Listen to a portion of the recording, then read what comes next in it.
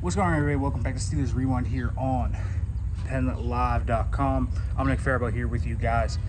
And let's talk about it. Today we were padded practice, family day, but they ramp it up for family day. Goal line periods, lots of team run periods. It's one of the more physical days of camp. And today was no exception. So let's talk about it. First of all, defense dominating. I mean, that's been the entirety of this training camp, has been the defense dominating this offense, and it continued. No Calvin Austin, no Pat Farabaugh, and it showed. The weapons this team has when it is not at full health, I think, are just not good enough yet. One of the weapons that did stand out today was Scotty Miller, who I think is honestly kind of on the team right now. He had a really nice catch in 2-on-2s where he won over the top over Chuck Clark on a post route. Very nice toe tapping grab. He made a nice catch on a dig route, would have been a touchdown. He played well.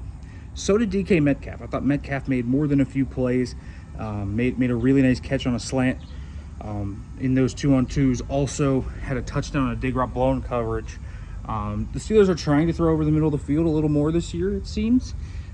Come to mixed results. I still think the chemistry between Aaron Rodgers and the other receivers, specifically Roman Wilson, is struggling. You know, there was one play where Roman ran a corner route and we didn't get the right depth on the route, or at least the depth that Rodgers liked. Rodgers flattened it, and Wilson kind of drifted a little bit more, and they were just not on the same page. So things like that, those little things. The O-line got smacked on the team run periods. I mean, there were maybe one or two runs today that I thought that's a really good run, but the defense has played really well, and some of that is players impressing. You know, I think guys like Derek Harmon, Y.A. Black, Jack Sawyer, your usuals, Deshaun Elliott, Alex Highsmith, who, by the way, went down with a groin injury. These soft tissue injuries are adding up. But this D-line and the run support guys playing really well. The coverage unit, I mean, Jalen Ramsey's playing at a high level. Darius Slay had a great PBU on a fade ball today, playing through the hands. He's been so good at doing that. There's just been so much that has happened in favor of the defensive camp. And so this has been a defensive camp so far. And the offense still has to find its bearing. It's still kind of experimenting a little bit. Some guys had days off today, like Pat Fryermuth. He didn't have Calvin Austin. But Isaac Seumalo and Broderick Jones are back in there. This is probably Broderick's best day. I thought that was a good sign. In one-on-ones, he split with Herbig. In one against Highsmith, he looked more stable today, was more consistent. So that's a good sign, at least, for Broderick. Stack week practices, but a good first one is there. Some sleepers that I would point out: Stephen Jones on the offensive line, a guy that plays all four spots but center. That is someone I thought that kind of stood out today. He clears some lanes. He's able to mash in the run game.